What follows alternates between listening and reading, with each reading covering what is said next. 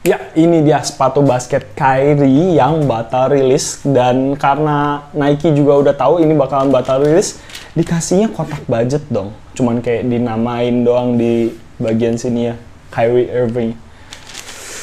Hopefully the shoe is not that bad though. This is Nike Kyrie 8, the real one.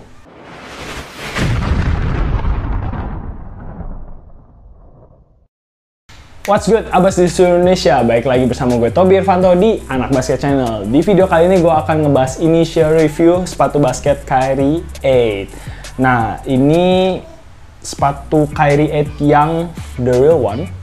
Karena yang sebelumnya Kyrie tidak ikut campur tangan di desain dan lain sebagainya, jadi Kyrie nggak terima. So, Nike merubah namanya menjadi Kyrie Infinity. Dan Abas kalian kalau mau cop sepatu ini, tidak ada link yang akan gue tinggalin di bawah. Karena sepatu ini tidak dirilis official dimanapun. Jadi kalau mau cop, bisa langsung DM IG gue, IG Coverdy, atau IG Anak Basket Channel. Untuk colorway yang udah rilis, sepatu ini sih dikit banget. Hanya ada 4, ada yang hitam, ada yang merah putih, terus habis itu ada yang biru ke kuning-kuningan gitu, sama yang terakhir yang colorful, yang warna-warni itu. Nah, cuman ada 4 itu doang setahu gua. Untuk official price-nya ini tidak dirilis sama Nike, tapi kemarin itu sempat bocor. Harganya itu di 1.979.000. Sebenarnya sih sama kayak Kyrie Infinity. Cuman kan kalau misalnya kita impor dan lain-lain kan tetap ada tax dan lain sebagainya. Jadi ya tidak ada official price. Material dan fitur-fitur apa aja yang ada di sepatu ini, kita mulai dari outsole. Outsole-nya ini menggunakan solid rubber outsole dan outsole-nya sudah XDR. Untuk traction pattern-nya sendiri, ini polanya kayak ada garis-garis, terus habis itu wavy pattern. Terus di bagian forefoot-nya ini ada pola pattern yang kayak oval-oval gitu. Jujur kalau misalnya gue ngeliat pola pattern ini dan bahan-bahannya itu mirip sama Nike GT Cut 2. Kenapa gue bilang gitu? Karena mirip sama smear traction pattern. Cuman di sepatu ini tidak dituliskan smear. Nah, di outsole-nya ini sendiri ada cutout di bagian tengah-tengahnya dan di bagian heel. Di bagian tengah-tengahnya ini ada logo Kyrie dengan kayak ada globe, terus habis itu kayak segitiga diamond gitu. Lalu di bagian heel-nya ini ada cutout berlogo Nike.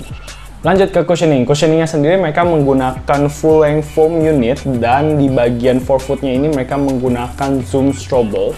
Jujur awalnya gue pikir foam unitnya ini mereka menggunakan Cushlon, karena kalau gue pencet-pencet ini empuk gila. Cuman gue paham sih kalau misalnya Kyrie kan gerakannya itu kan shifty banget. Kalau mereka menggunakan foamnya itu Cushlon, itu bakal memperlambat gerakan-gerakannya si Kyrie. Tujuannya kan gitu, cuman kan Kyrie kan udah lepas kontrak ya.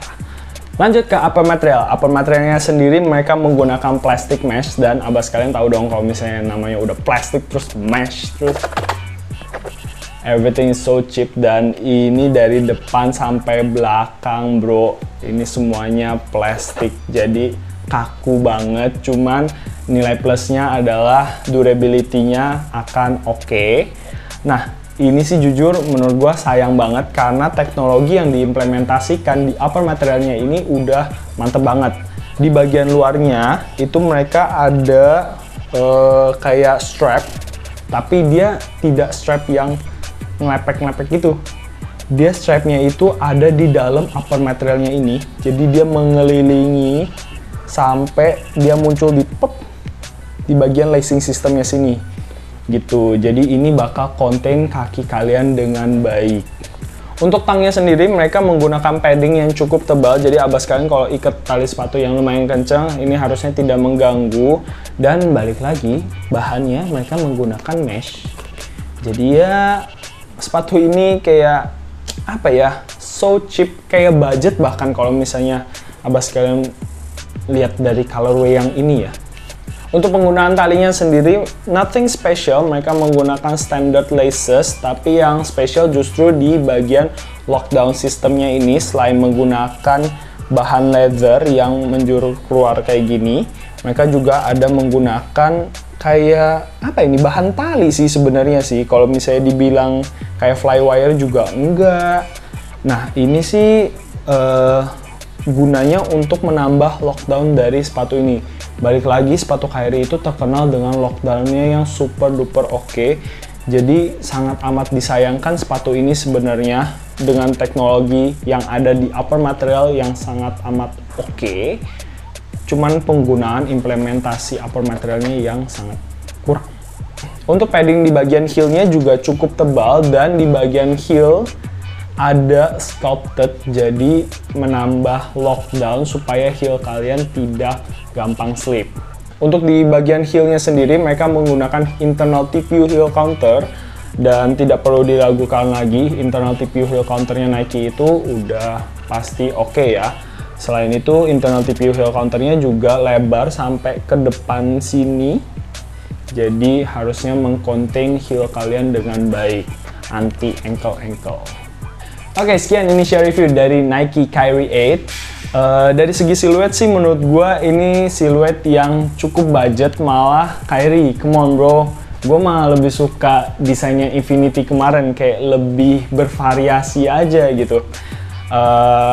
Tapi abas kalian kalau mau pakai ini secara casual sih tetap oke ya, karena desainnya Nike itu emang never go wrong. You can never go wrong with Nike dengan desain yang kayak futuristic, lalu dengan colorway, apalagi dengan colorway yang orca ini ya. Kalau abas kalian pakai jeans itu sih udah mantep banget. Thank you banget udah nonton video ini, dan jangan lupa support kita terus dengan subscribe ke YouTube Anak Basket Channel, like, comment, dan share. I'm Tobi Irvanto, sampai jumpa di video kita selanjutnya. Semoga asupan basket kalian minggu ini cukup.